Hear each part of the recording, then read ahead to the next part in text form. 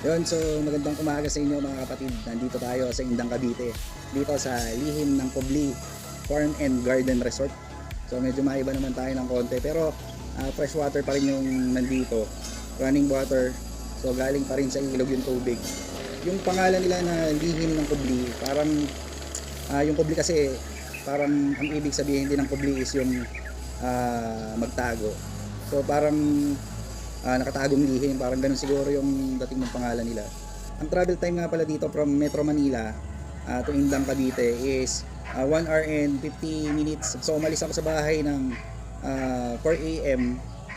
Hindi naman ako masyadong nagabol sa oras kasi 8 AM pa naman ang open talaga nito. So medyo napaaga pa nga tayo ng konti. So along the way, doon na lang tayo kumain. So hindi tayo nagmadali, talagang takbong pogi lang tayo ngayon.